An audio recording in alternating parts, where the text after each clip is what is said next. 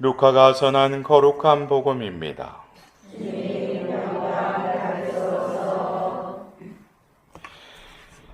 예수님의 어머니와 형제들이 예수님을 찾아왔지만 군중 때문에 가까이 갈 수가 없었다. 그래서 누가 예수님께 스승님의 어머님과 형제들이 스승님을 뵈려고 밖에 서 계십니다 하고 알려주었다. 그러자 예수님께서 그들에게 이르셨다.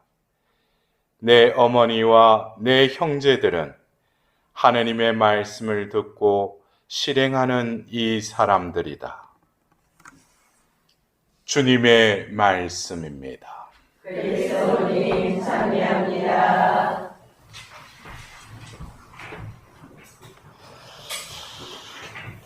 여러분들 오늘 이 미사에 그 일독서의 말씀을 듣고 여러분들 시편 1편에 또 하답송을 바쳤지 않습니까?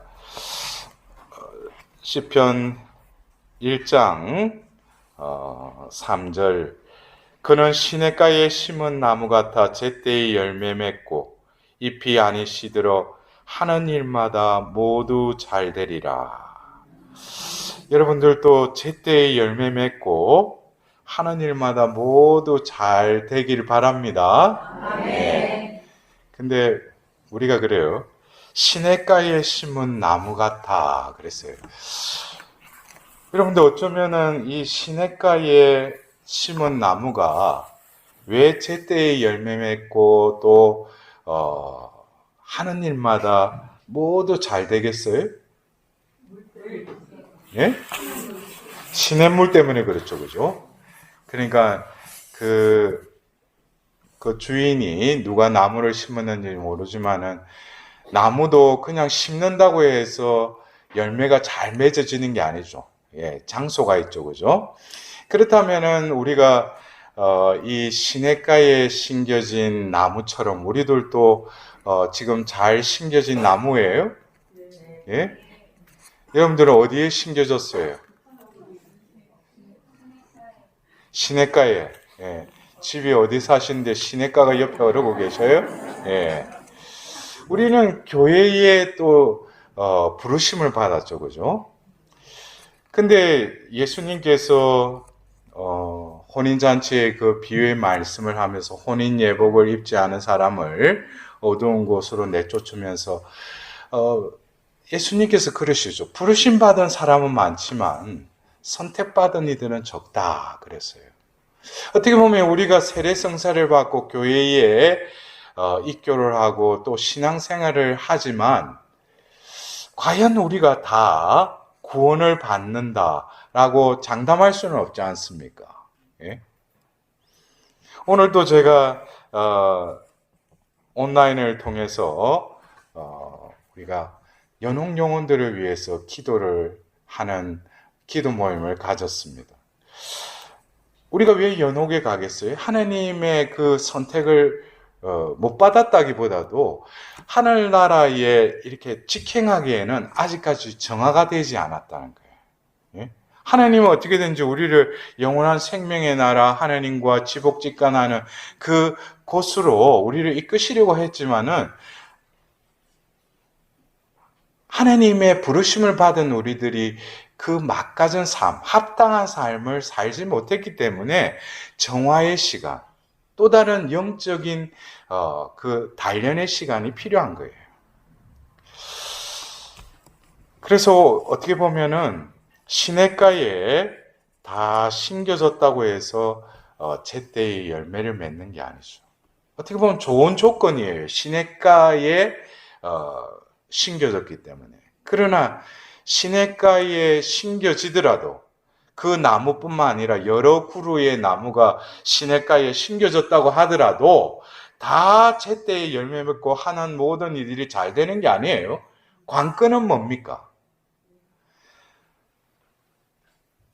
나무는 땅에 뿌리를 받고 있죠. 예?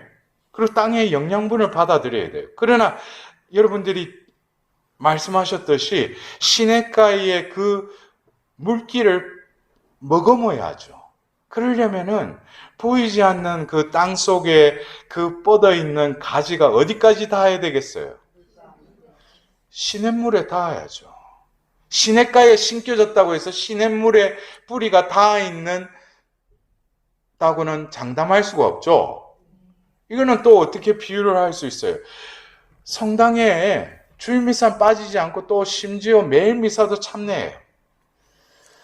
근데 미사 때 말씀을 들어도 분명히 스피커를 통해서 쩌렁쩌렁하게 그 말씀이 선포되는데도 미사 끝나고 나와서 물어보면은 오늘 무슨 말씀을 들었는지 몰라요. 그래서 저는 그걸 신비라고 생각해요. 예? 신비가 딴 데 없어요. 예? 제가 어느 교구에 반장들 연수하는 데 가서 한번 이렇게 일일 피정을 하는데 제가 파견미사 때 하필이면은 그날 일독서에 그 사무엘 상근에 그 사무엘을 부르는 장면이 나왔어요. 사무엘아 사무엘아. 그래가 또 일어나 갔다가 다시 엘리에게 갔다가 그 사무엘을 부르는 그 장면이 일독서에 나왔어요. 그래서 제가 복음을 봉독하고 나서 제가 강론을 하기 전에 먼저 물어봤어요. 오늘 일독서에 어떤 말씀이 선포됐냐. 그러니까 하나가 짐벌이를 푹 숙이는 거예요. 그래도 그 교구에서 열심히 한다는 그 반장들을 모아놓고 그 하루 피증을 하는데 막상 말씀이 선포됐는데도 알아듣지 못하는 거예요. 그래서 이거는 참 큰 신비구나. 우리가 보면은 뭐 드라마의 대사 같은 거 이런 거는 막 아주 보면 골똘히 이렇게 볼 뿐만 아니라 대사까지도 다 외우고 뭐 뉴스에 뭐 어떤 뭐 주식 현황 이런 거 뭐 이런 거는 스쳐가는데도 다 기억을 다 하고 있는데 하나님 생명의 말씀은 선포되더라도 듣지를 못한다는 거예요. 어쩌면 우리가 교회의 부르심을 받고 또 자기 딴에는 신앙생활을 열심히 한다 그러지만은 뿌리가 그 땅을 헤집고 그 시냇물에 닿기까지는 또 자신의 노력과 더불어서 또 버림이 필요하겠죠. 그래서 어떻게 보면은 우리가 미사 전례에 참여하면은 가장 클라이막스가 언제입니까? 성체를 모시는 거죠, 그죠? 예? 근데 성체를 모시는 거라고 알고는 있는데 열매가 뭐예요? 우리가 그 백인대장의 신앙 고백처럼 영성체를 하기 직전에 한 말씀만 하소서 제가 곧 나으리다 그랬어요. 제 영혼이 나으리다 그랬어요. 그렇다면은 우리가 예수님의 몸을 모시는 순간에 내 영혼이 낫는다는 거예요. 그러면은 내 영혼이 나으면은 어떻게 보면은 원래의 나로 회복되는 순간이에요. 여러분들 그래요. 나으리다 그러니까 뭐 내 병이 낫고 이것은 하나의 부차적인 거예요.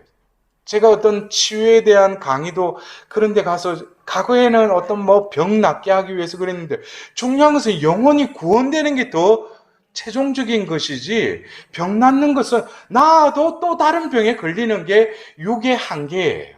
예? 그래서 우리가 영원한 것에 길들여져야 되는데 중요한 것은 우리가 시냇가에 심겨진 그 나무가 결국 뿌리가 뻗어서 시냇물에 닿을 때 바로 그 생수의 그 물의 그 모든 생수의 그 기운이 뿌리를 통해서 그 나무 줄기에 전달이 되지 않습니까? 그것처럼 우리가 영성체를 함으로써 우리는 바로 뭡니까? 예수 그리스도와 하나 되는 것이죠. 우리 영혼이 낫는다라는 것은 원래 하나님이 지으신 존재로 회복된다는 거예요. 그 순간에 바로 내가 아니라 원래 하나님의 모상, 하나님을 닮은 하나님과 비슷한 존재로 첫 번째 아담이 지은 죄를 키워갖고 이제 성체 성사를 통해서 우리의 존재를 다시 회복하기 위해서 영성체를 통해서 우리 안에 임하시는 거예요. 그 순간에 나는 없어지죠. 예수 그리스도만이 존재할 뿐이에요. 그래서 어떻게 보면은 예수님이 내 안에 사신다면 이거는 열매를 안 맺을 수가 없어요. 모든 일이 잘 될 수밖에 없어요. 근데 오늘 여러분들 그래요.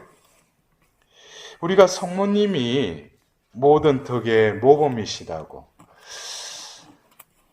오늘 예수님께서 공생애 중에 또 사람들이 모였어요. 또 그들에게 말씀을 전하고 있는데 어떤 이 루카복음에는 나오지 않지만은 그 어떤 여인이 그 말을 하죠. 당신을 배웠던 모태와 젖을 먹었던 젖가슴은 얼마나 복되십니까? 이것은 어떻게 보면은 예수님이 가르치실 때 후광과 더불어서 그 느낌을 받은 거예요. 어떻게 저 사람이 저런 지혜와 설기를 어디서 얻었을까? 그러면서 그 여인에게는 예수님을 보는 동시에 그 어머니를 또 찬송하게 된 거예요. 그러면서 예수님을 배웠던 그 모태, 예수님을 젖을 먹었던 그 젖가슴, 얼마나 복되십니까? 그 여인이. 근데 예수님께서 뭐라고 하셔요? 내 어머니와 내 형제들은 하나님의 말씀을 듣고 실행하는 이 사람들이다 그래요. 어떤 면에서는 그 여인이 그렇게 큰 소리로 외쳤을 때 그 말을 들었을 때 조금 무색할 수도 있어요. 자기는 용기를 내어서 당신이 그렇다면은 당신의 그 어머니도 얼마나 복되십니까? 하는데 예수님은 어떻게 보면은 나를 베고 나를 젖을 먹인 그 여인은 나의 어머니다. 그러나 그 어머니는 바로 또한 말씀을 듣고 실행한 이라. 또 다른 차원의 그 자신을 낳은 그 어머니의 위상을 들어 올려주시죠.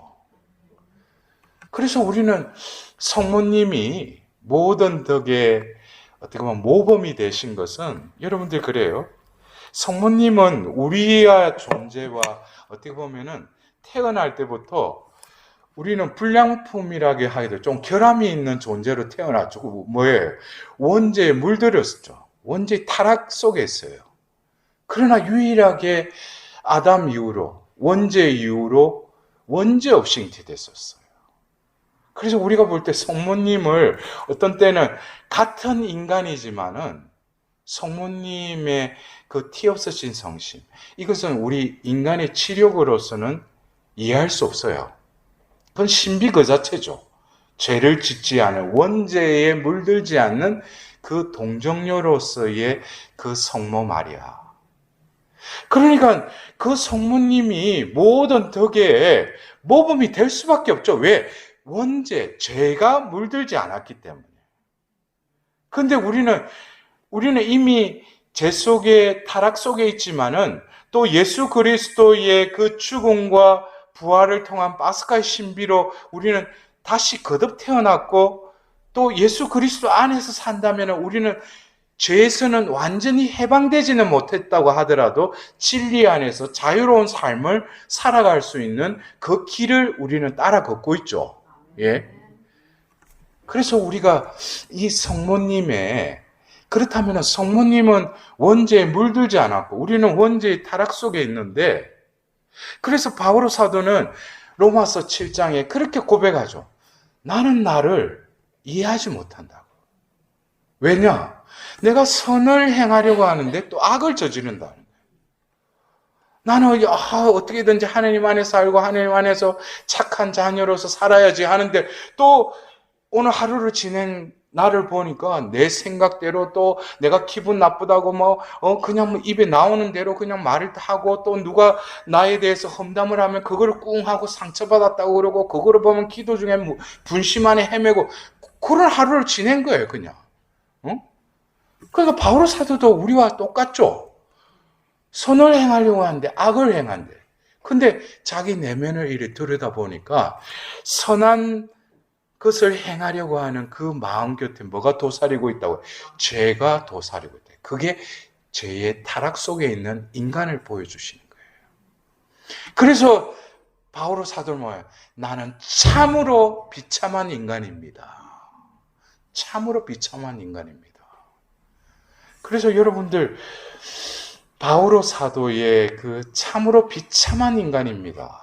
내가 얼마나 비참한 것을 내가 더 깊이 깨달으면 깨달을수록 그 늪에 이미 와닿아 있는 예수님의 손을 발견하게 되는 거예요. 그래서 이 늪에서 누가 나를 구원해 줄 수 있습니까? 바로 예수 그리스도가 나를 구해 주실 수 있는 유일한 분이십니다라고 고백하는 거예요.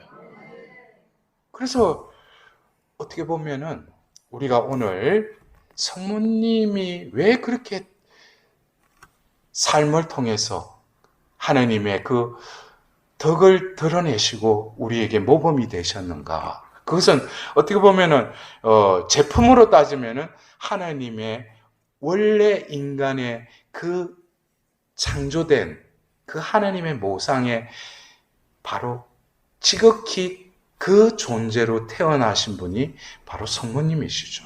근데 우리가 성모님을 닮기 위해서 성모님을 닮는다라는 것은 성모님은 바로 예수님의 주영틀이죠. 그래서 우리가 성모님을 닮으면 역시 성모님께서는 당신을 닮아라고 하는 것이 아니라 성모님의 뒤를 따르고 성모님의 모범을 우리가 닮으려고 할 때 어느새 내가 어떻게 변화돼요?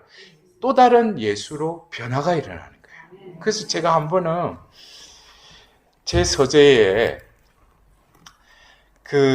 제가 서재에 모시고 있는 성모님은 그 은혜의 성모님인데 그 성모님이 이렇게 채색이 되어 있지 않아요. 색깔이 이렇게 칠해지지 않는데 그러니까 하얀색으로 이렇게 성모님 계신데 하루는 문득 이렇게 햇볕이 이렇게 창문을 통해서 들어오는데 성모상을 이렇게 딱 보게 된 거예요. 근데 성모님이 눈동자가 없으니까 그냥 채색이 안 된 하얀 석고상이니까 눈동자가 없죠. 근데 빛이 또 교묘하게 그 절묘하게 빛이어서 그림자가 생기면서 성모님의 그 눈동자가 이렇게 눈길이 느껴지는 거예요. 근데 성모상을 보는데 성모님이 한쪽으로 싹 바라보고 계셔요. 그 빛의 각도에 의해서. 그래서 성모님의 눈이 어디를 보는 것 딱 보니까 제가 벽에 딱 그 성모님의 시선이 가는 곳이 그 자비로우신 예수님, 그 성화의 그 성모님의 눈길이 싹 이렇게 이어져 있는 거예요. 그래서 제가 그걸 보면서 그 순간에 우리가 성모님의 정구를 청하면 성모님이 우리의 정구를 들어주시는 분이기도 하지만 정구해 주시는 분이시기도 하지만 성모님의 눈길은 어디를 늘 향했어요? 바로 예수님께로 향해 있다는 거예요. 그래서 우리가 성모님의 그 덕을 닮고 성모님을 공경하고 성모님의 자녀로서 봉헌된 삶을 살아가면 살아갈수록 우리의 존재는 그리스도화되는 거예요. 예. 그래서 여러분들 그래요. 오늘 예수님께서 그 모여든 그 군중에게 자신의 그 육신의 어머니가 아니라 어쩌면 우리에게 영적이며 천상의 어머니로서의 마리아를 또 건네주시죠. 결국 그 어머니를 우리에게 결정적으로 또 건네주신 때는 언제였어요? 바로 십자가상에서. 요한복음 19장에 성모님께서 요한에게 이분이 내 어머니시다. 이제 그 어머니를 우리에게 교회에 내어주시죠. 그렇다면 오늘 우리가 성모님의 그 덕, 그래서 여러 가지 덕이 있어요. 성모님의 덕 하면은 이루 말할 수 없이 많은 덕을 우리에게 또 모범으로 보여주셨는데, 이 모든 것이 어디로부터 왔겠는가? 그래서 제가 서두에 그 시편 1장에 시냇가에 심겨진 나무, 열매가 풍성하고 하는 일마다 다 잘 되는 그 시냇가에 심겨진 그 나무처럼, 그러나 그 뿌리가 그 시냇물에 닿아 있었다는 것이죠. 그것처럼 성모님의 존재는 바로 가브리엘 대천사의 그 아뢰을 받을 때부터 성모님은 시냇가에 심겨졌을 뿐만 아니라 그 뿌리가 하느님과 이렇게 일치되어 있다는 것을 어떻게 가브리엘 천사는 인사를 하면서 어떻게 성모님께 그 인사를 하셔요? 은총이 가득하니요 기뻐하여라 그랬어요. 은총이 가득하다는 거예요. 여러분들 그러죠? 우리는 은총을 달라고 그래요. 근데 하나님이 우리에게 베풀어 주신 은총이 얼마나 우리에게 베풀어 주신 양으로 따지면은 이미 우리 존재에 흘러 넘치고 넘어요. 예? 근데 우리는 은총을 달라고만 해. 우리는 이제는 달라고만 할 것이 아니라 우리에게 베푸신 그 은총을 잘 간직해야 돼요. 여러분들 그래요. 사도행전 2장에 그 제자들은 거센 바람으로 또 불효의 모양으로 그들에게 성령이 임하시죠. 그럴 때 그들은 성령으로 가득 찼다고 그랬어요. 여러분들, 우리가 덕을 쌓고 포도나무의 그 가지로서, 제가 어떤 때는 그 성령의 열매에 대한 강의를 할 때 제가 그래요. 성령의 그 갈라티아서 5장에 나오는 성령의 열매들, 다들 우리가 성령의 열매를 맺고 싶어 하죠. 근데 중요한 것은 이미 우리에게는 그 열매가 맺어져야 돼요. 예?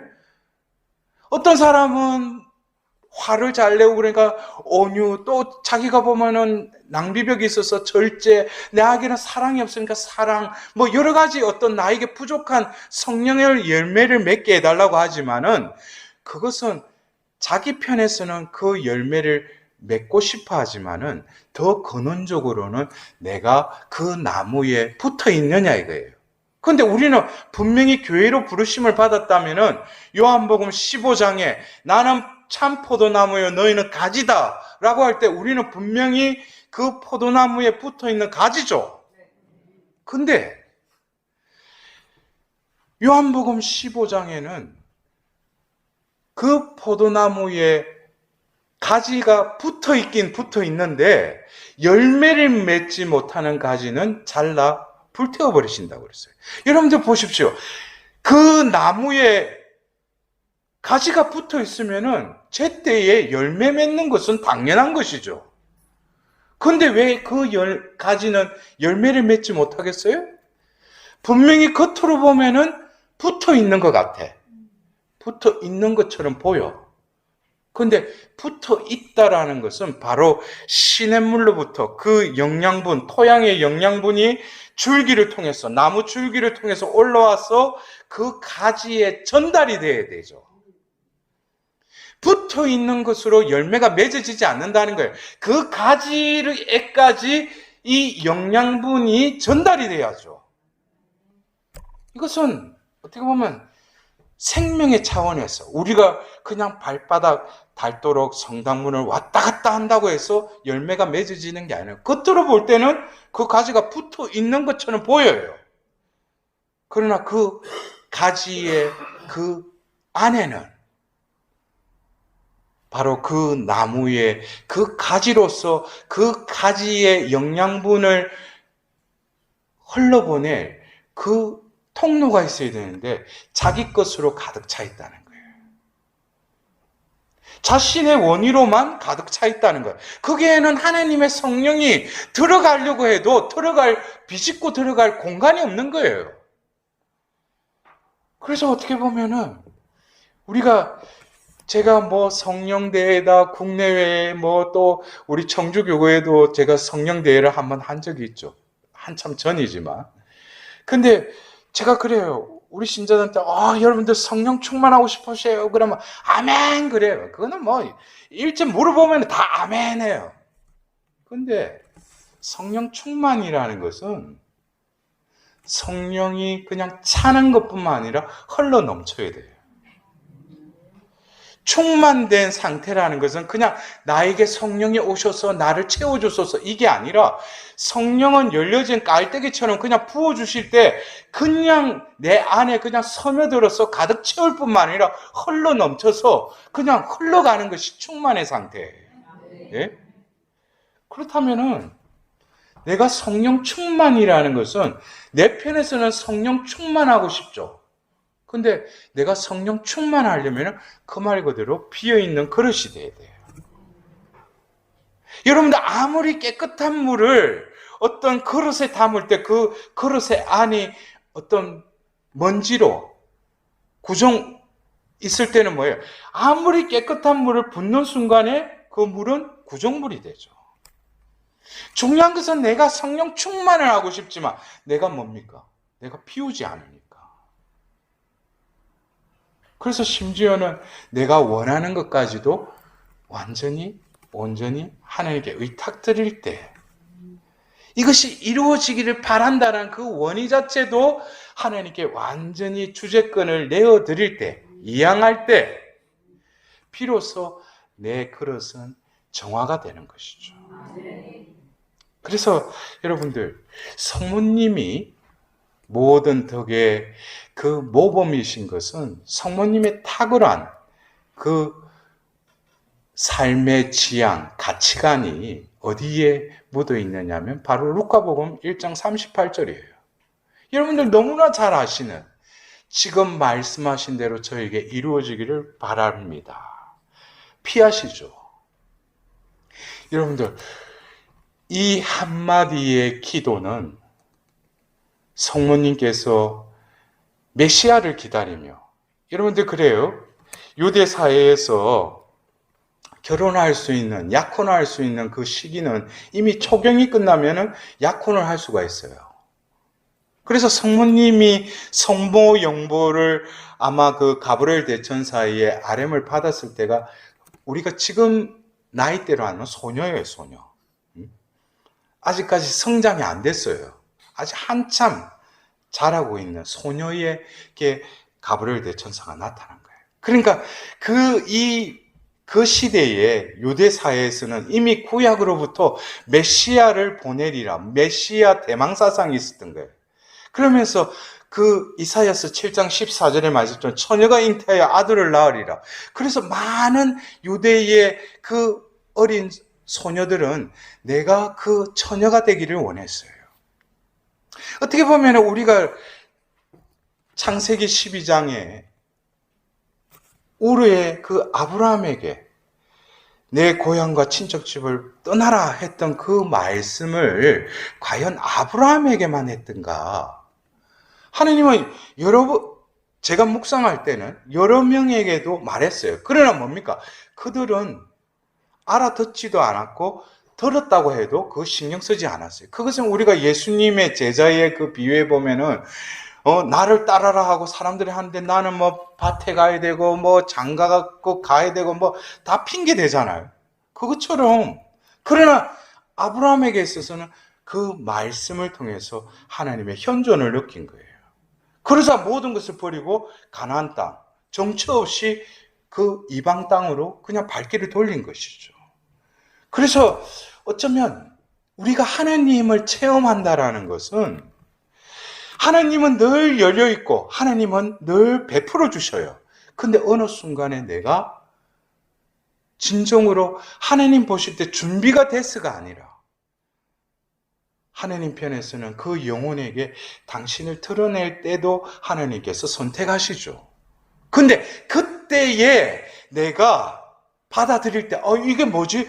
이리 신기한 일, 이 기이한 일 거기에 두려워할 것이 아니라 그 순간에 하나님의 현존 안에서 하나님 말씀이 이루어지기를 바랄 뿐입니다.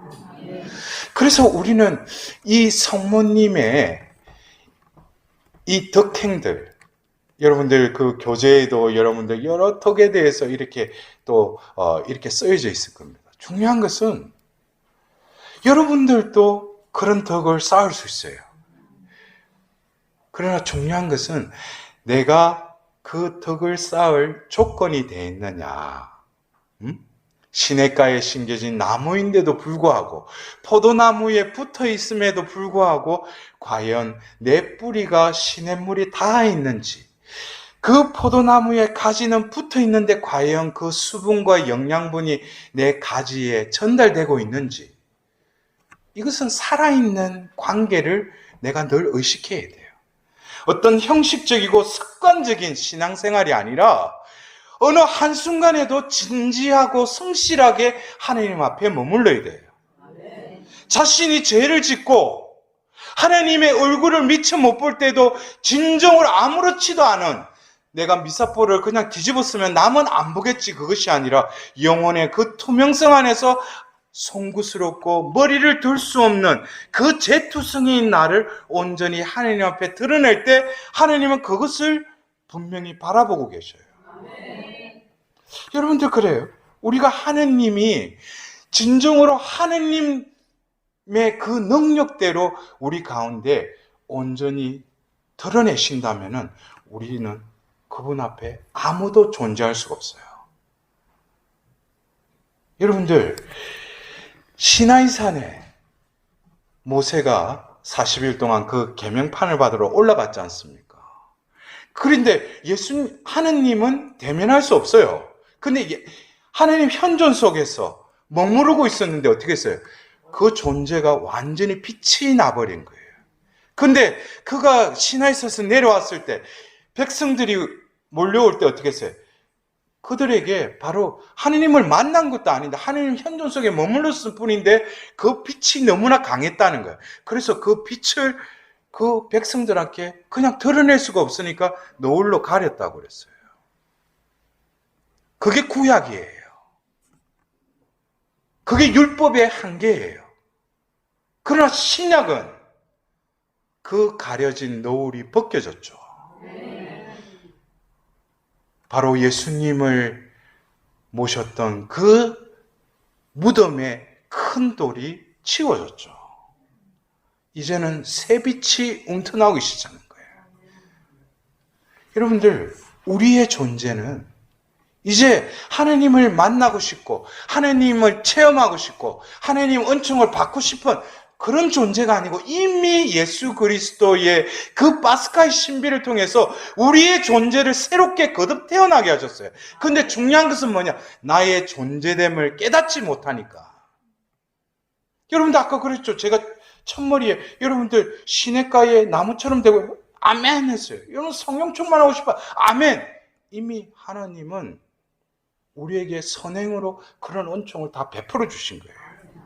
근데 내가 그거를 깨닫지 못하니까. 그래서 성모님은 그러한 우리가 회복되고 하나님의 존재로 거듭 태어나는 데 있어서 우리에게 비법을 가르쳐 주셔요. 그것이 그 피앗, 말씀하신 대로 저에게 이루어지기를 바랄 뿐입니다. 근데 이 말씀이 여러분들 그래요. 그냥 들을 때는 나도 기도 때 피앗, 말씀하신 대로 저에게 이루어지기를 바랄 뿐입니다. 여러분들 그래요. 성모님이 말씀하신 대로 이루어지기를 바랍니다 라고 했지만 그것은 성모님의 그 한 어린 소녀에게는 죽음이죠.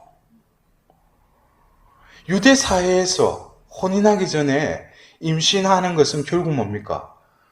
돌팔매질을 통해서 죽는 거예요. 그래도 이루어지기를 바랍니다 그랬어요. 여러분들 그래요? 우리가 아브라함이 된 결정적인 사건이 무슨 사건을 통해서 아브라함이 됐어요? 창세기 22장에 그 한 명인 백세에 난 그 아들을 번제물로 바치라고 그러죠. 이것이 바로 하나님께서 이제 그가 인내하고 기다리고 순종했던 그것을 보고 기다리셨어요. 그래 100세의 아들을 줬어요. 그러나 이제 마지막 시험 단계가 필요했던 거예요. 너가 진정한 만민의 모든 민족들의 믿음의 조상이 되려면 너가 가장 소중히 여기는 너의 분신인 아들을 바쳐라 이거예요. 여러분들 이것은 어떤 면에서 그래요? 여러분들 우리가 기도 주제들 이렇게 보면 여러분 각자가 기도의 주된 지향들을 보면 우리 어머니들은 다들 자식들이죠. 하느님은 여러분들에게 모성이라는 걸 주셨기 때문에 또 그것을 기도하는 그것을 뭐 잘못됐다고 할 수는 없어요.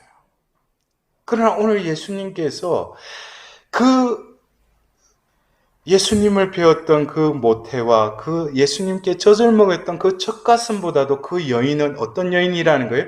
말씀을 듣고 실행한 여인이라는 거예요. 이게 바로 성모님의 그 탁월한 지위이기도 하죠.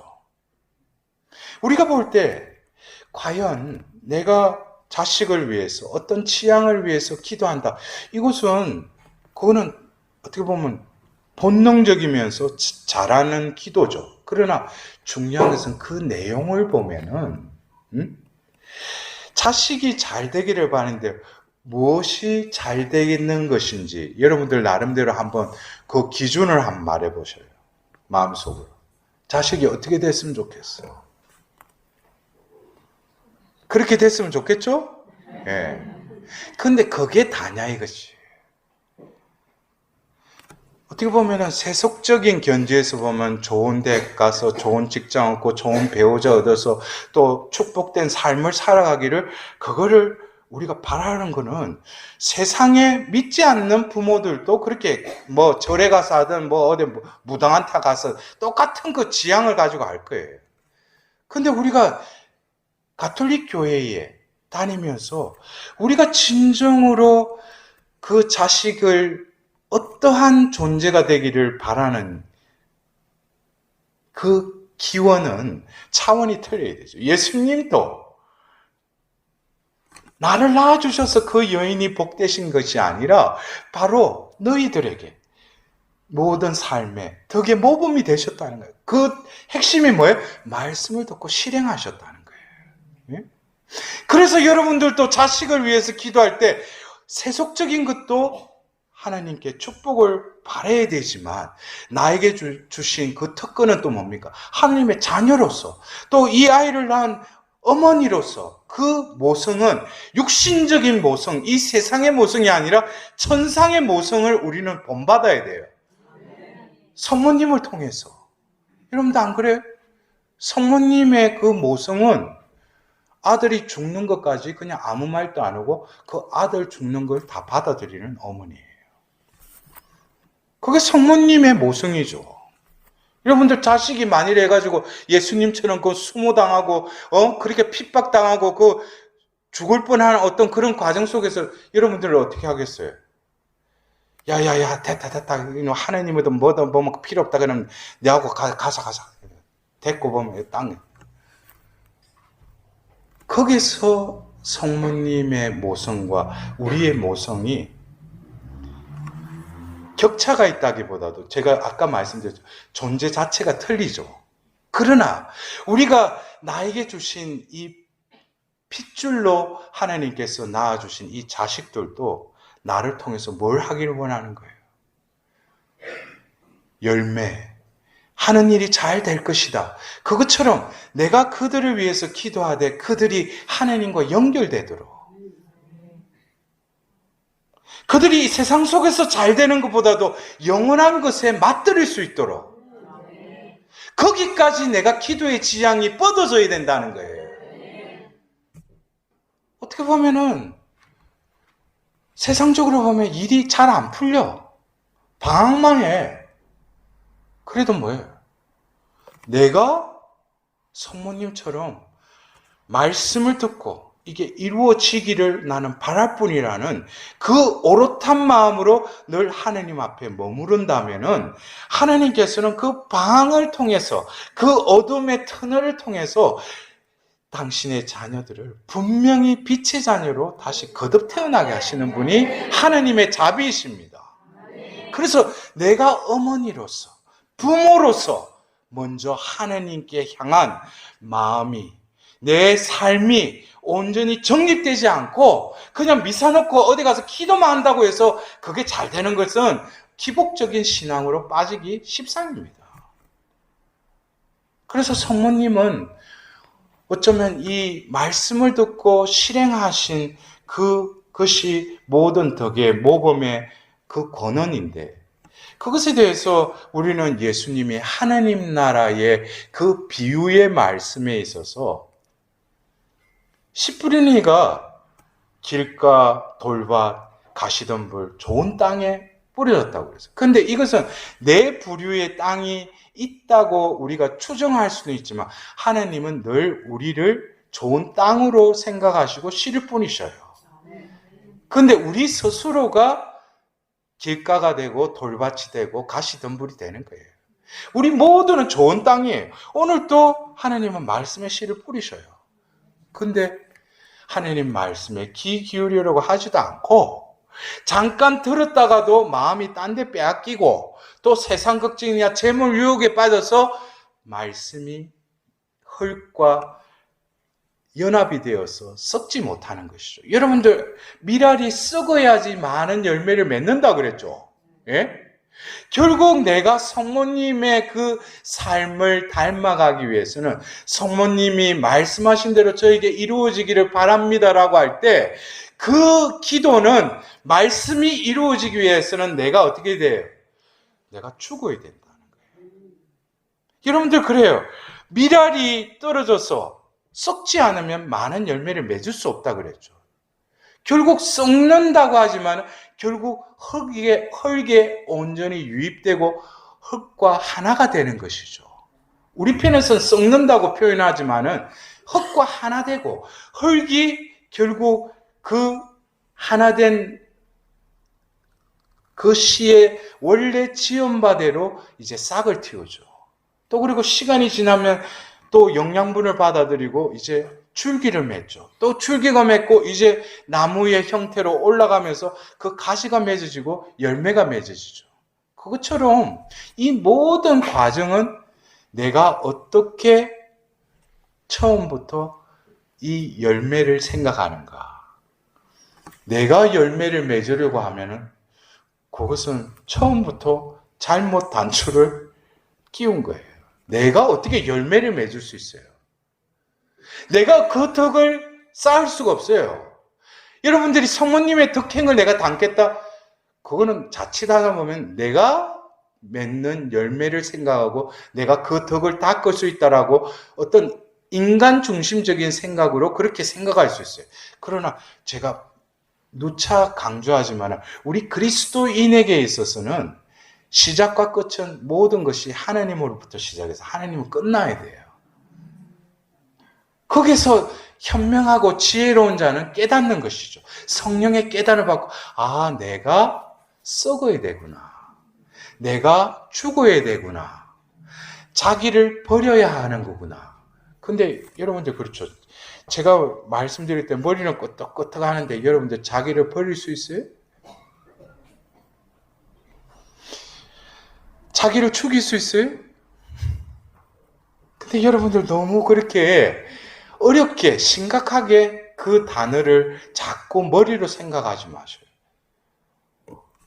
저는 자기를 버리라. 자기를 죽여라. 그것은 예수님과 하나 되기 위해서는 어쩔 수 없어요. 예수님을 버리겠어요? 나를 버리겠어요? 여러분들 어떻게 대답하시겠어요? 예수님을 버리겠어요? 나를 버리겠어요? 나를 버려야죠.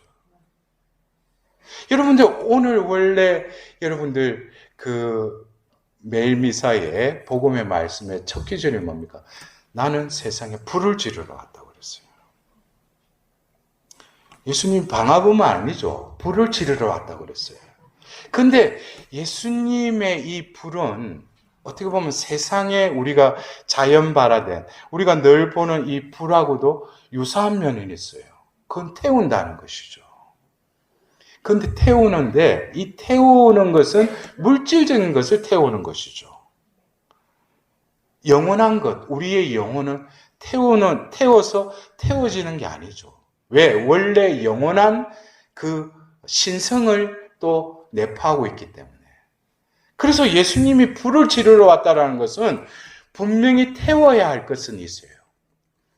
태워야 할 것은 육적인 거예요.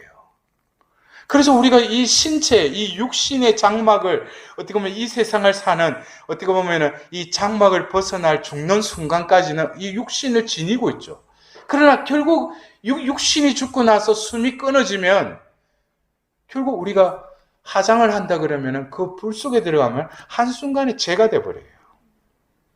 어떻게 보면 예수님의 불은 우리 육적인 존재, 그렇다고 우리를 불살라 버리는 게 아니라 우리의 원래의 옛 인간. 여러분들, 바오로 사도에게 있어서는 이 서간을 읽어보면은 신약의 서간에는 똑같은 존재인 사람을 두 양상으로 이렇게 구별을 해요.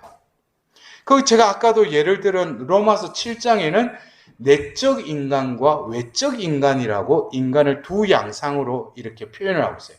내적 인간은 하느님의 법을 보고 기뻐하는 존재. 외적 인간은 그 말 그대로 이 세상 것에 마음을 두고 살아가는 존재. 이것을 바오로 사도는 또 에페소서나 다른 서간에는 또 뭐라고 해요? 옛 인간과 새 인간으로 또 구별을 합니다. 같은 난데도 옛 인간이 있고 새 인간이 있다는 거예요. 그럼 옛 인간은 어떤 존재를 말하는가? 바로 사도행전 4장 22절에 지난날의 생활 방식에 젖어 멸망해가는 옛 인간이라는 거예요. 내가 그리스도인으로 부르심을 받고 교회에 입교하고 신앙인이 되었음에도 불구하고 그것은 내 세월의 한순간에 성당이라는 곳에 가가 그냥 주전자에 물 부어가지고 그냥 세례받은 그 한 사건으로 끝내버리고 가거나 지금이나 별반 차이 없는 나로 살아가는 사람, 그 사람은 옛사람이에요. 새 사람은 뭡니까? 하나님의 모상으로 창조된 원래의 존재로 회복된 그 새 사람이 우리에게 주어진 새로운 존재라는 거예요. 그래서 바오로 사도는 어떻게 보면 모든 신학의 그 결정체라고 할 수 있는 로마서 6장에 뭐라고 해요? 첫 마디에 그런 말을 해요. 여러분들 예수 그리스도와 함께 죽은 세례를 받은 것을 여러분들 모르십니까? 그래요. 세례는 뭡니까? 예수 그리스도와 함께 죽었다는 거예요. 그것이 바로 세례 사건이라는 거예요. 세례를 통해서, 그래서 옛날에는 뭐예요? 물속에 집어넣었다가 숨을 못 쉬죠. 다시 끄집어내는 그 예식을 했던 거예요. 옛 인간이 죽은 것이죠. 누구와 함께? 예수 그리스도와 함께 죽었다는 거예요. 그것을 끝나버리면 거기서 끝나는 것이죠. 그러나 어떻게 돼요? 이 세례를 통해서 예수 그리스도와 함께 묻혔고 우리는 죽은 이들 가운데 다시 일으키신 예수님과 함께 다시 살아났다는 거예요. 그게 바로 뭡니까? 세례라는 거예요. 세례 성사의 그 성사의 무한한 큰 은총은 옛 인간을 죽이시고 새 인간으로 다시 태어나간 거예요. 이건 엄청난 신비예요. 근데 뭡니까? 그냥 매달 며칠 세례 성사 받음 그러지만 내 존재가 어떻게 변화된지, 이 성사의 엄청난 효과가 나에게 실현됐는데도 나의 존재는 그거를 잊고 살아요. 나로 살아가니까. 내가 주인이니까. 그런 존재로 살아가니까 미사 성제 때 영성체를 하고도 그 순간에는 아멘이라고 했지만 들어오는 순간에도 어떻게 해요? 나로 존재하는 거예요. 여러분들, 예수님이 내 안에 오시면은 나라는 존재가 나은 존재가 되죠. 분명히 외형적으로는 나지만 나는 그리스도인 거예요. 또 다른 그리스도예요. 그래서 제가 그래요. 우리가 성시간 때 성광에다가 예수님의 성체를 모시고 그 앞에 조배를 하지 않습니까? 우리는 살아 움직이는 성광이죠. 우리 안에 예수님이 계시지 않습니까? 신자끼리는 송사하지 마십시오. 여러분들은 성령 안에서 한 가족입니다. 왜 그래요? 우리가 뭐 친하니까, 뭐 우리하고 마음이 맞으니까. 그게 아니죠. 우리 안에 그리스도가 계시니까. 우리는 육신의 형제들보다도 우리는 천상을 향해서 나아갈 한 형제라는 거예요. 왜? 우리 안에 예수님이 계시니까. 우리의 관점이 바뀌어야 돼요. 세상의 가치관이 바뀌어야 돼요. 우리가 그러죠. 가톨릭 성가에 주 예수 그리스도와 바꿀 수 없네. 이 세상 모든 것. 이분은 주 예수 그리스도와 바꿀 수는 없네. 다들 입은 열렸다고 막 또 성가까지 불러. 근데 진짜 주 예수 그리스도와 바꿀 수 없어요? 이 세상은 부귀, 영화, 권력, 모든 것 예수 그리스도와 바꿀 수 없어요? 그래서 아멘 하면은 제가 좀 강요하는데 어떤 때는 그래요. 제가 이렇게 물어볼 때 우리 신자들이 그래요. 어떤 때는 질문을 했을 때 황당한 대답을 딱 하면은 제가 강의를 하다가도 이런 대답이 나와야 되는데 하는데 그것과 다른 대답이 나왔다. 그러면은 거기서 당황하면은 그건 아마추어예요. 또 그것을 또 가지고 이 자리에 함께 계시는 성령께서 또 그런 그 자매를 통해서 형제를 통해서 그런 엉뚱한 것 같지만 제가 또 번쩍 떠있는 거예요. 그러면서 성령께 다시 주파수를 맞추고 하나님만이 그 해법을 또 풀어주셔요. 그게. 예? 근데 여러분들 그래요. 우리가 오늘 제가 뭐 성모님의 덕행에서 성경에 나오는 여러 가지 어떤 그 장면들 또 그런 어떤 덕에 대해서 제가 일일이 여러분들 그 교재를 읽으시면 다 이해는 될 거예요. 근데 말씀을 듣고 실행한다라는 것은 제가 세 단계가 있다고 생각해요. 그 순간에 내가 어떤 일이 벌어져요. 어떤 상황이 전개가 돼요. 그럴 때 성모님의 모습을 한번 바라봅시다. 그럴 때 성모님의 그 모습이 드러나는 것은 바로 예수님을 낳으셨을 때 우리가 마태복음에 보면은 목동들이 천사들이 나타나서 그 아기에 대해서 이야기를 하죠. 그래서 그 목동들이 또 그 아기를 찾아서 했는데 그 마구간에 예수님을 만났어요. 예수님 태어난 걸 봤어요. 그래서 바로 자기들이 천사에게 들었던 말을 바로 그게 모인 사람들한테 말을 해요. 근데 그때 성경에는 뭐냐면 다들 놀랐다고 그랬어요. 그리고 이어서 말해요. 그러나 마리아는 이 모든 것을 마음에 간직하였다 그랬어요. 여러분들 말씀이 이루어지고 말씀을 듣고 실행한 자가 되려면은 먼저 어떤 사건이 어떤 순간 속에서 성모님의 그 표양을 닮아야 돼요. 우리는 어떤 기쁜 일이 일어나면 감정과 더불어서 그냥 즉각적으로 기뻐해요. 슬픈 일이 일어나면 나도 감정이 슬픈 감정과 더불어 그게 그냥 매몰되어 버려요. 그러나 이 모든 상황 속에서 함께 계시는 하느님이 계시다면 성모님과 같이 먼저 내 감정이 동하더라도 거기에 내 마음이 그냥 이끌릴 것이 아니라 그 순간에 나는 이 모든 것을 간직해야 돼요. 이게 성모님이 말씀을 듣고 실행하는 첫 번째 단추예요. 여러분들 그래요? 우리가 어떤 상황이 오늘 또 여러 가지 상황이 벌어졌죠. 어떤 사람을 우연히 또 만날 수도 있죠. 그럴 때 내가 만나고 내가 이 상황 속에 있다고 생각하면은 다들 깜짝 놀라고 거기서 끝나버려요. 그러나 성모님은 그 자리에 하나님의 뜻, 하나님의 말씀이 이루어지는 자리라는 것을 바로 성모님은 늘 상기하고 계셨어요. 그래서 즉각적인 반응을 일으키기보다는 그 순간에 침묵하고 그 모든 것을 그냥 받아들이셔요. 그리고 하나님 비단으로 나아가요. 그리고 하나님의 뜻이 이루어질 수 있도록 그냥 기다릴 뿐이에요. 그래서 그러한 또 그 장면이 어디에 나옵니까? 12살 때 예수님을 잃어버렸어요. 근데 사흘 만에 다시 찾았어요. 그럴 때 성모님이 조금 나무라는 말을 한 것처럼 보이지만은 그 뒷부분에는 뭐래요? 이 모든 것을 마음에 간직하였다 그랬어요. 그냥 이놈아 하고 이런 게 아니라 그 순간에도 그 상황을 다 말씀이 이루어지는 하나의 과정으로 보신 것이죠.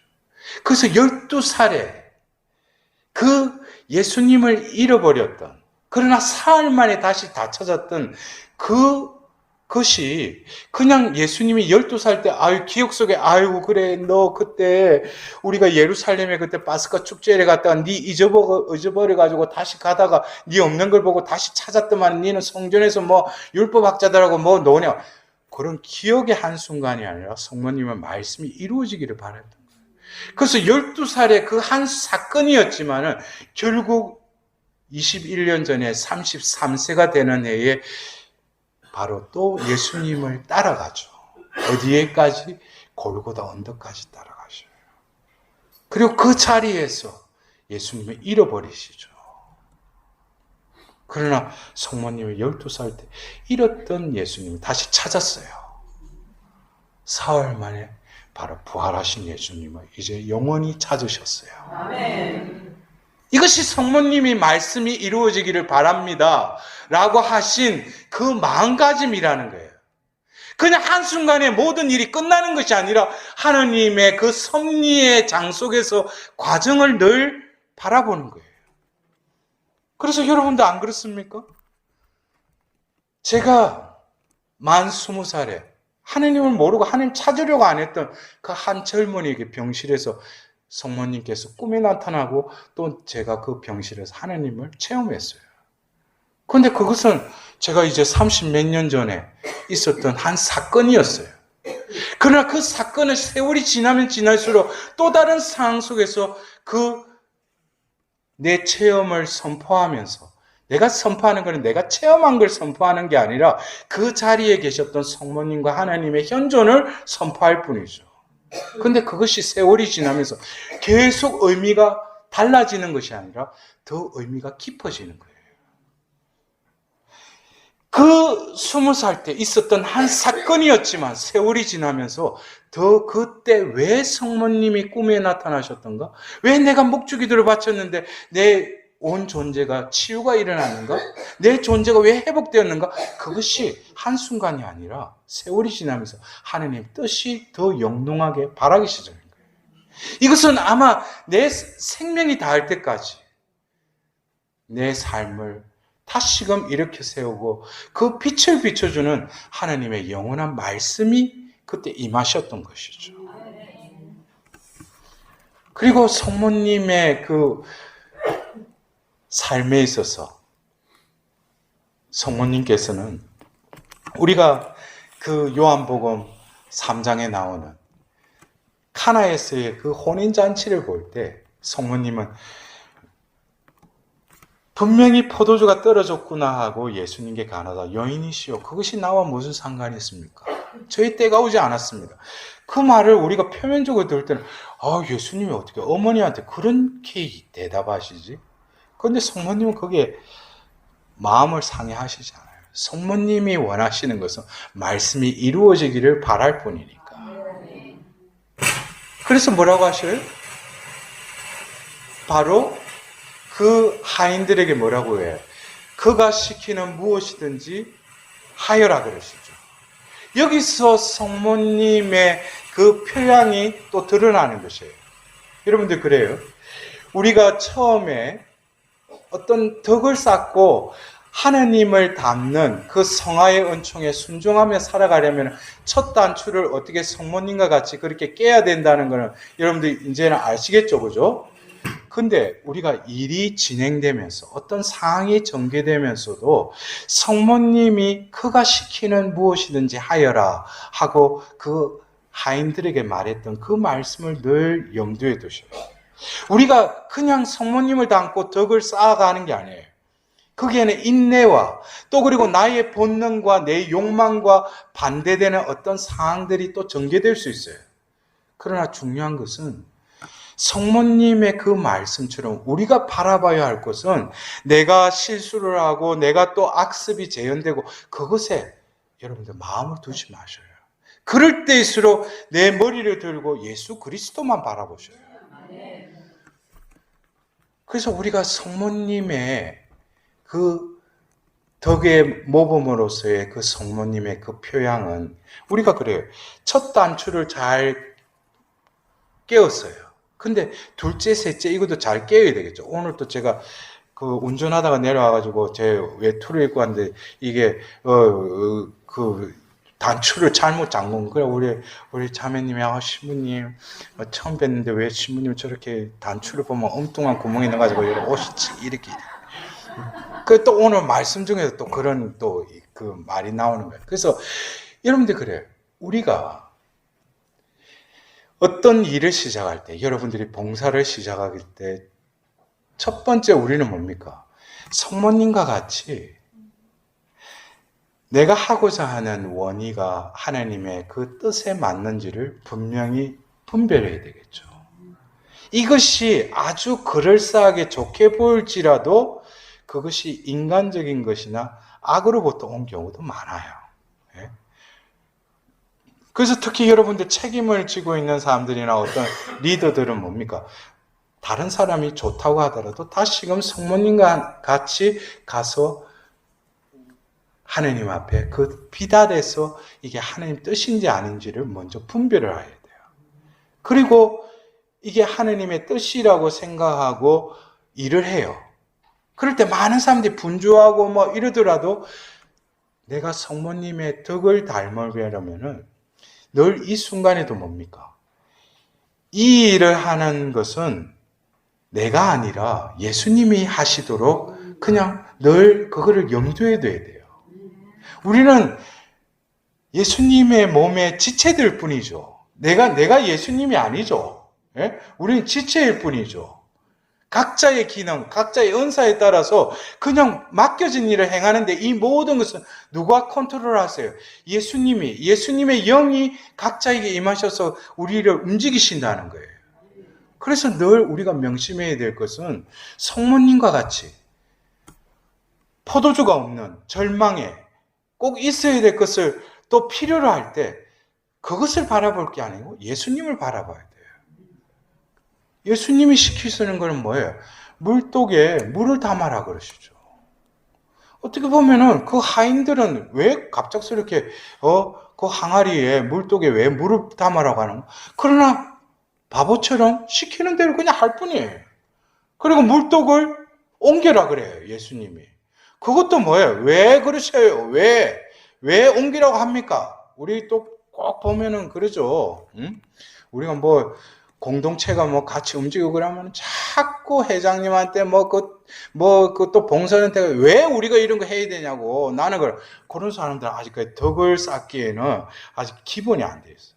어떤 사람 제가 그래요. 어떤 봉사자는 오늘 모임이 만일에 10시부터 있으면은 이 형제는 아침 일찍 나와요. 그래서 제가 한번 보니까 아이고 형제님 좀 봉사자들 모이는 그 시간대 그냥 한 8시나 이래 오시지 왜 새벽부터 오시냐. 아유 신부님 제가 일찍 와서 해야죠. 그리고 막 책상도 나르고 막 혼자서 아니 같이 하시지 왜 혼자. 아 제가 그래도 하나님한테 또 종으로서 그래.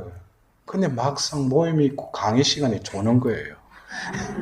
왜냐면 일찍 혼자서 일하고 하니까 피곤하거든. 그래서 우리가 어떤 때는 내가 너무 앞서면 안 돼. 예수님이 움직이시도록 여유를 줘야 돼요. 그래서 우리가 어떤 때는 큰 행사에서 성령대회나 어떤 피정해가지고 할 때는 저는 그래요. 그걸 주관하고 제가 그거를 리더할 때는 중요한 것은 성령 대회라면 성령이 이 자리에 함께 하시고 성령이 또 그 강사를 통해서 모든 것을 운영하시잖아요. 그렇다면 우리가 시간표를 몇 시에 뭐 하더라도 영적인 우리가 어떤 유연성이 있어야 돼요. 중요한 것은 우리의 운영진이 이렇게 해놨으니까 그 시간대로 딱딱딱 맞춰서 자취하고 끝나고 나면 오늘 수고했다고. 아유. 근데 어떤 때는 과연 오늘 성령께서 하셨느냐 아니면 인간들이 그냥 행사했는가 그거를 못 봐요. 그냥 잘 됐대. 오늘 수고했대. 세상의 모임도 그렇게 행사는 다 그렇게 해요. 그러나 우리 교회 안에만은 성령께서 주인으로서 어떤 모임이나 모든 피정이나 이 모든 것도 뭐예요? 성령이 하시도록 늘 그게 여유를 둬야 돼요. 어느 순간에 내가 모르는 성령만의 터치가 있어요. 신호를 주셔요. 그때는 빨리 거기에 바꿔야 돼요. 그게 성숙한 리더들입니다. 제가 그래서 피정 같은 걸 어떤 걸 지도할 때 처음에 기선을 제압해야 돼요. 그래서 보면은 뭐 해가지고 피정 때 와가지고 첫 시간이 뭐예요? 오리엔테이션 하잖아요. 오리엔테이션 때 그 리더는 와서 딴 걸 볼 거 아니야. 딱 보고 이게 보면은 하나님이 부르심 받은 이도 있지만 악의 도구로 이 자리에 앉아있는 사람이 있어. 그거는 그 시간에 제압을 해야지 이 피정이 은혜롭게 흐르는 거예요. 그 자꾸 방해를 해. 감지가 돼. 그거를 그냥 무시하고 그냥 했다가는 언젠간 그게 막 사람들이 은총 가운데 있으면서 그 악이 교란하게 그거를 완전히 흙탕물을 일으켜요. 우리가 피정을 하든 모임을 하든 이 모든 것은 영적인 모임이죠. 영적인 전쟁이 일어난 거예요. 피정은.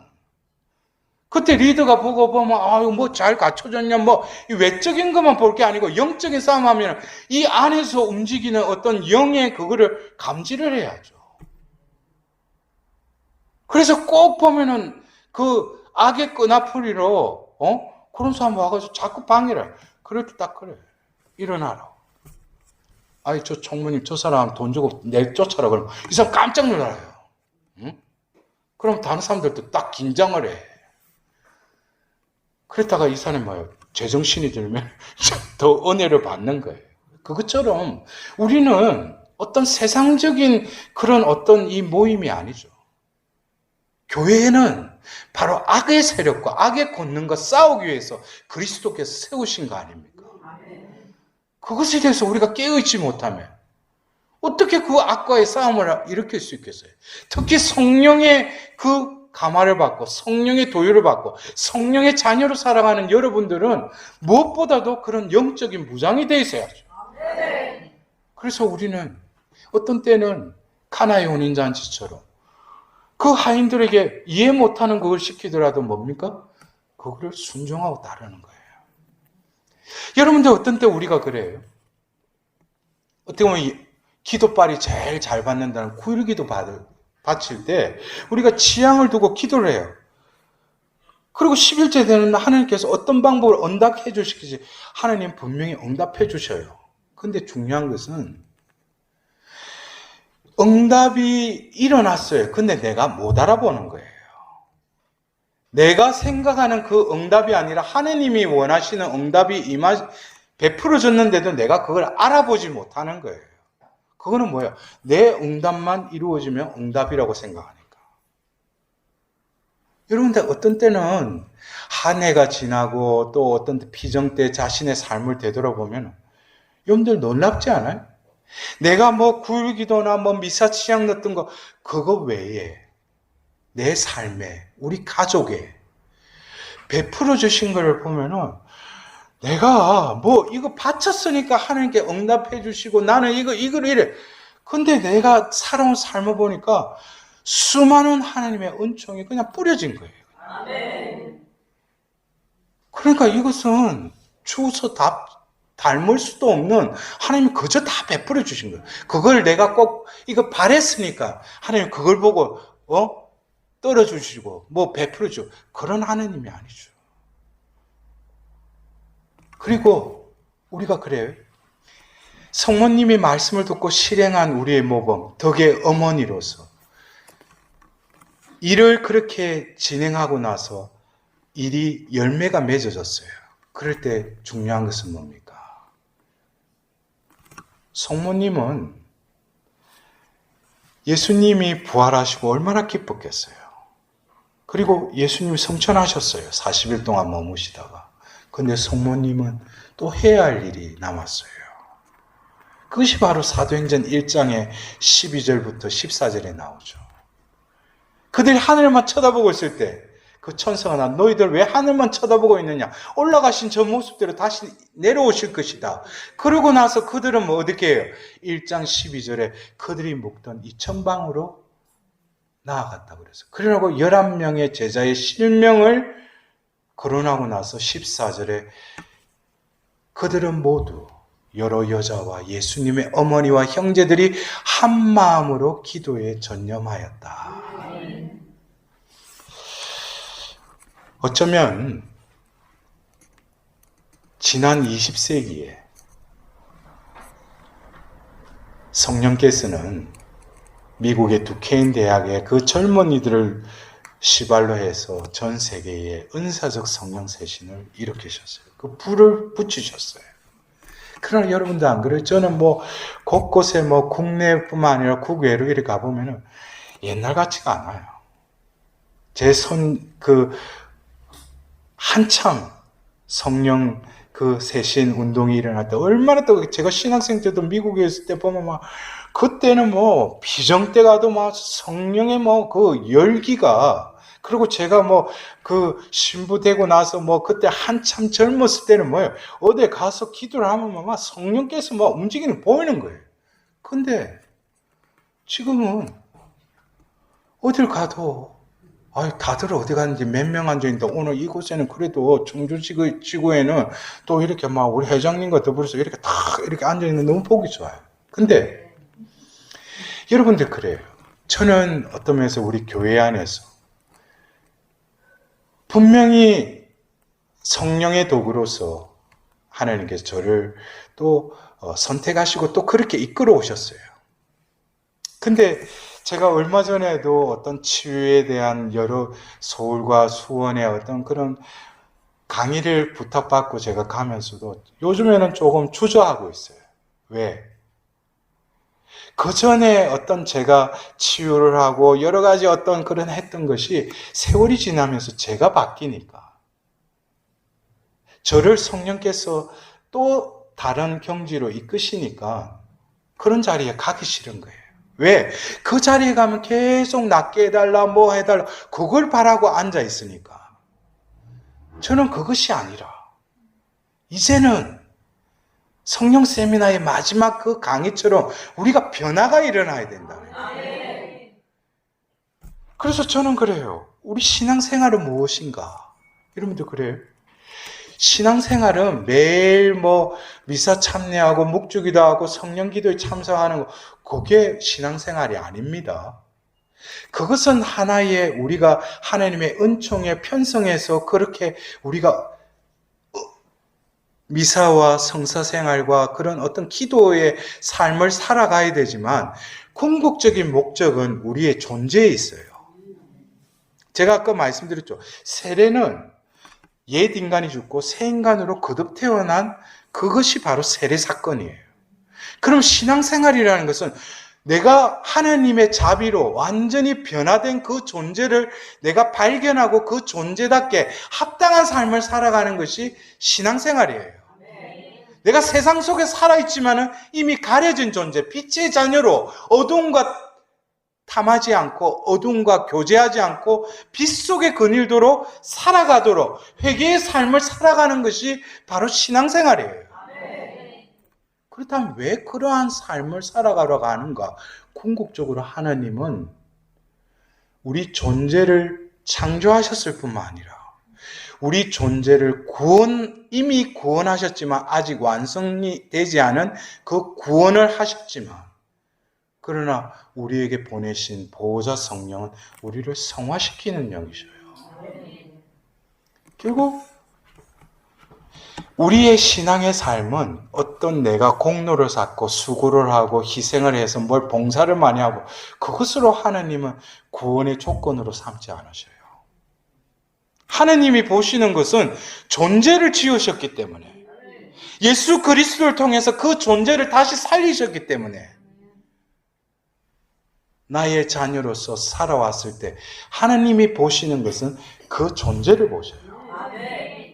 그래서 예수님이 왜 공생애 중에 율법학자 바리사이들을 왜 하입을지이다, 불행하여라 왜 그랬어요? 그들은 외적으로 거룩한 척해요. 또 그렇게 가르쳐요. 근데 그 속은 뭐예요? 탐욕과 사악으로 가득 차 있다고 그랬어요. 예수님께서 요한복음 2장에 보면은 첫 번째 예루살렘의 파스카 축제를 하러 가셨을 때 성전을 정하셔요. 그리고 많은 이적을 베푸셔요. 그러나 요한복음에는 뭐라고 하냐면 예수님은 사람들을 믿지 않으셨다고 그랬어요. 왜 그래요?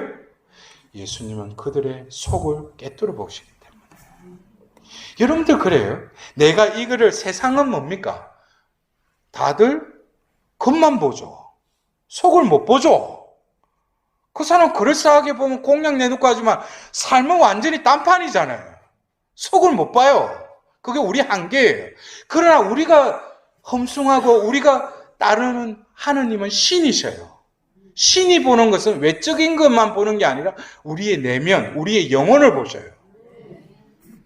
결국 우리의 삶은, 이 신앙생활은 우리의 존재론적인 차원에서 본다면 바로 에페소서 1장 3절, 거기에 바오로 사도는 이렇게 말하고 있어요. 세상 창조 이전에 하나님께서는 그리스도 안에서 우리를 흠없고 거룩한 자로 미리 정하셨습니다. 이게 원래의 우리의 존재됨이에요. 그러나 죄로 타락했죠. 그러나 우리를 그리스도인으로 하나님은 우리를 부르셨죠. 그 이유는 원래의 그 존재를 어떻게 하겠다는 거예요? 데살로니가 1서 3장 13절에 모든 성도들과 함께 예수 그리스도께서 재림하실 때에 그분 앞에 흠없고 거룩한 자로 나설 수 있도록 준비하십시오. 아멘. 이게 바로 신앙생활입니다. 원래의 하나님이 정한 그 존재, 예수 그리스도 심판대에 예수님 앞에 섰을 때 우리의 존재가 원래의 존재로 회복되어서 그분 앞에 나서는 것이 바로 구원입니다. 아멘. 이건 아주 구체적인 것이죠. 내가 성전에 가서 말씀을 읽고 하나님 앞에 머물 때 늘 나의 존재를 바라보십시오. 바리사이처럼 예수님의 그 비유의 말씀처럼 주님 저는 일주일에 또 단식도 하고 11조도 다 바치고 뭘 다 했지 않습니까? 성전 앞에 가서 하나님한테 그렇게 기도해요. 근데 세리는 뭐예요? 성전 끝에 머리도 들지 못하고 저를 불쌍히 여기소서 그랬어요. 하나님이 누구의 기도를 들어주셨다고 그랬어요?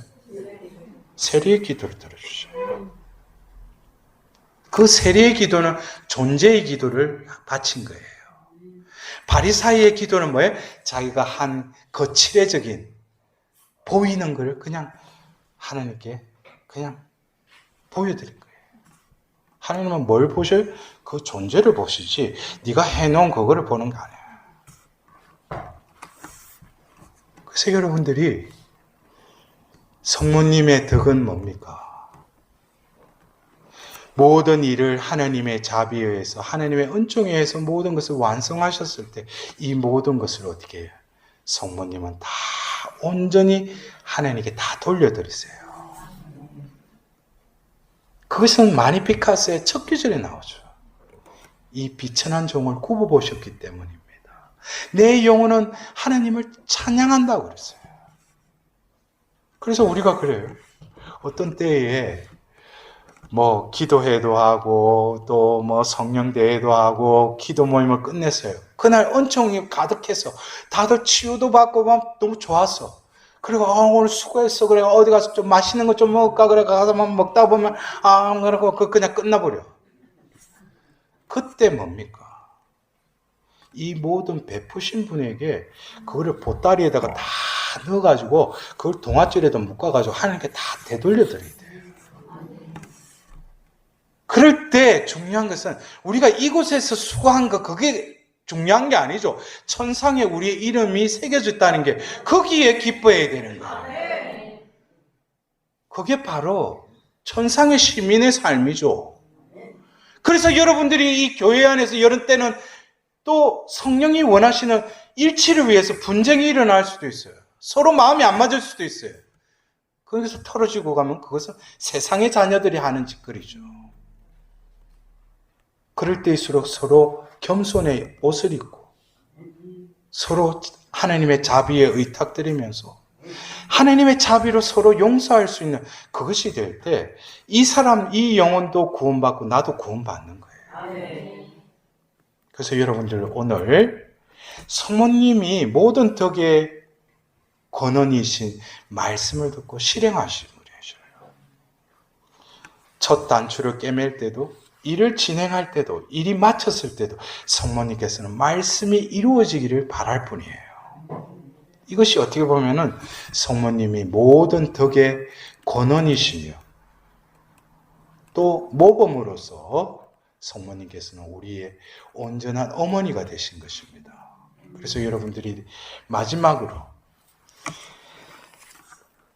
저도 그 루카복음 1장 38절을 제가 종신을 할 때 성모님께서 저에게 이루어지기를 바랍니다. 지금 말씀하신 대로 저에게 이루어지기를 바랍니다 했는데 제가 미히, 라틴어로 미히 그거를 뺐어요. 말씀하신 대로 이루어지기를 바랍니다. 결국 피아스의 삶을 살면은 저에게 이루어지기라는 그 나라는 존재는 희석되고 없어져 버리는 것이죠. 존재하는 것은 말씀밖에 없는 거예요.